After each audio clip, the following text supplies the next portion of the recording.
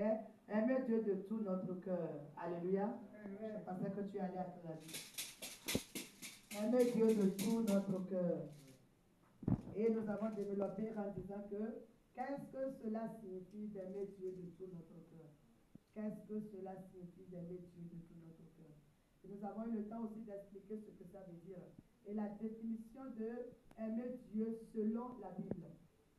La définition de aimer Dieu selon la Bible. Nous avons développé ça le dimanche passé. Aimer Dieu. Aimer Dieu, c'est suivre ses commandements. Respecter ses commandements. Respecter sa volonté.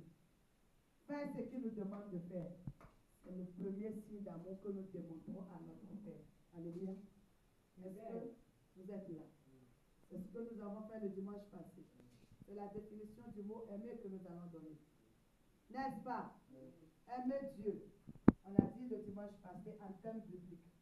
L'amour est intimement lié à faire et particulièrement à aimer Dieu pour faire ce que Dieu veut, c'est-à-dire ses commandements, sa volonté. Jésus l'a dit clairement lorsqu'il dit dans Jean 14, 15, si vous m'aimez, gardez mes commandements. Alors si quelqu'un dit qu'il aime Dieu, il doit pouvoir aimer la volonté de Dieu. Il doit pouvoir respecter les commandements de Dieu, faire la volonté de Dieu. Par exemple, que Dieu nous dit, j'ai envoyé mon fils Jésus pour vous libérer. Et personne ne peut venir à moi sans passer par mon fils. C'est un commandement, une restriction que Dieu nous a donnée. Il nous a donné une instruction que nous ne devons pas boycotter. Et quand je vois les gens qui disent aujourd'hui, c'est Dieu que nous voulons servir, mais Jésus-Christ, nous ne le connaissons pas. Jésus-Christ, le Fils de Dieu, qui s'est donné sur la croix pour nous en sacrifice, nous ne voulons pas le servir, nous ne le connaissons pas. Alors nous allons nous arrêter seulement sur le Dieu, le seul Dieu, le Père céleste que nous connaissons. Ceux-là qui continuent dans cette logique, ils sont dans la prédiction, bien aimés. Ils sont dans la prédiction.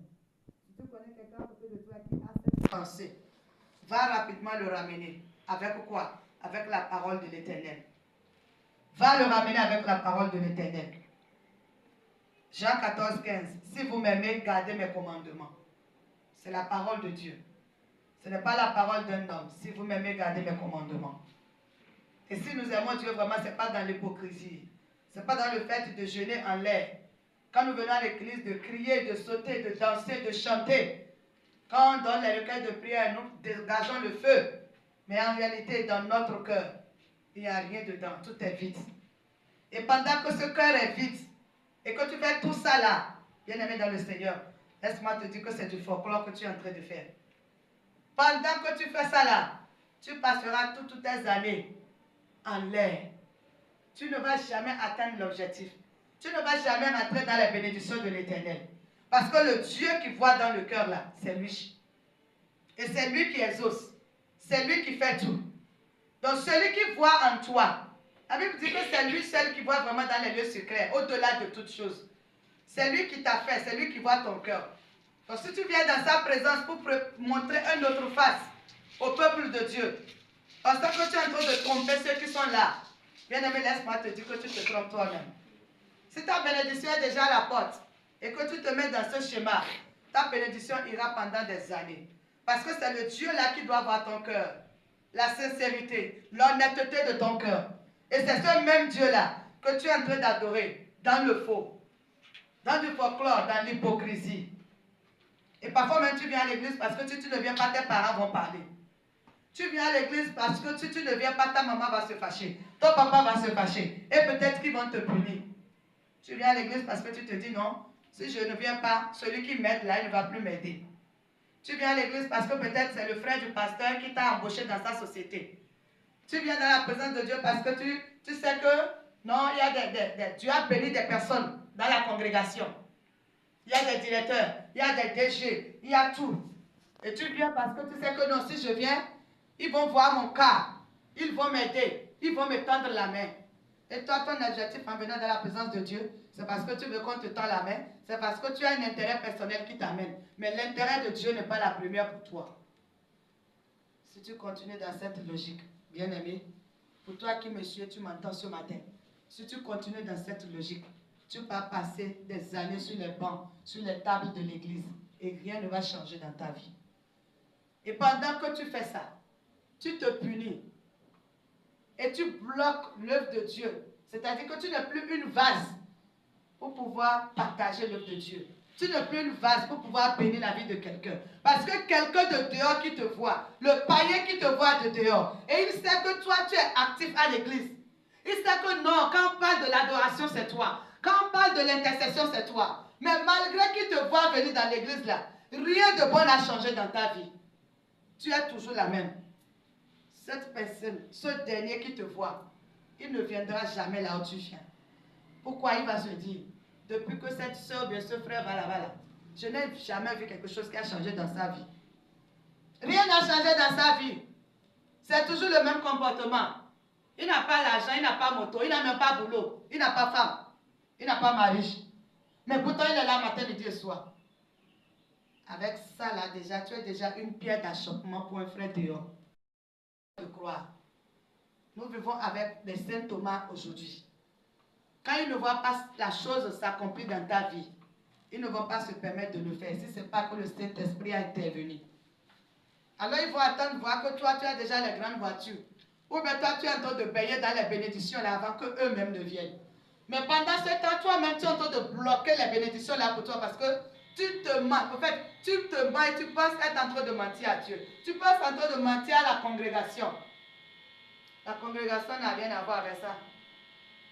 La congrégation n'a rien à voir avec ça. C'est toi qui te bloques. Le pasteur n'a rien à voir avec ça. C'est pour cela que vous allez voir aujourd'hui dans l'église de Dieu. Il y a beaucoup de monde. Comme la Bible dit. Il y a beaucoup. La moisson est grande, mais il y a peu d'ouvriers. Dans nos églises aujourd'hui, dans nos ministères, il y a du monde. Il y a le peuple qui est là. Mais quand vous regardez le corps de ce peuple un à un, dans 500 personnes, à peine vous allez trouver 10 personnes qui adorent Dieu en esprit et en vérité. À peine vous allez trouver 10 personnes qui sait Dieu, qui respecte ses commandements, qui fait sa volonté. À peine vous allez voir 10 personnes qui sont fières de brandir le flambeau de Jésus-Christ dans leur vie. À peine vous allez voir 10 personnes. Et pendant que vous voyez la vie de ces 10 personnes, bien aimé, laissez-moi vous dire, ils vont traverser un désert au début. Parce que notre Dieu, il jauge ses enfants. Ces personnes vont traverser un désert pas possible. Parce que Dieu doit les jauger pour voir s'ils vont tenir jusqu'à la fin. Et la parole de Dieu dit, quand les tentations viennent et que vous tenez jusqu'à la fin, la couronne de gloire se repose sur vous. Amen. Amen. Si tu sens le sommeil venir pendant le temps que je prêche, mets-toi sur tes pieds. Marche et fais partie du sommeil. Parce que pendant qu'un message sort, un message qui va toucher ta vie et changer ta vie, et que c'est pendant ce temps que tu commences par somnoler, ce n'est pas la fatigue, bien aimé. Ce n'est pas la fatigue. Le diable est en train de te fermer les oreilles pour que tu rates ta bénédiction. Parce que c'est la parole qui libère. Si pendant ce temps, cette parole qui sort là n'est pas rentrée en toi, comment tu veux être libéré? Alléluia.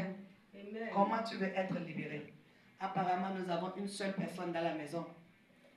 Parce que quand on dit Alléluia, on a encore du mal à dire Amen. Parce que nous sommes lourds. On vient à peine de commencer la prédication. On vient de chanter maintenant.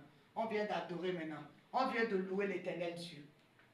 Mais du moment où on prend le micro pour dire, c'est le moment de la parole, c'est là l'esprit de sommeil commence pas à travailler.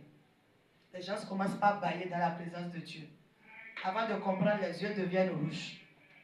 À peine on vient de faire 10 minutes de message, mais on ne peut plus supporter. Pourquoi? Parce que on est déjà fatigué. Si on était dans le monde, on était dans une buvette à l'heure là, est-ce que le sommeil va prendre quelqu'un? Est-ce que quelqu'un va se sentir fatigué? J'ai constaté dans les églises que c'est comme ça. C'est quand le message sort que les enfants de Dieu, ont tendance à montrer que non, c'est le pasteur qui exagère parce qu'il dure déjà sur le micro. Moi, je suis en train de faire à peine 10 minutes.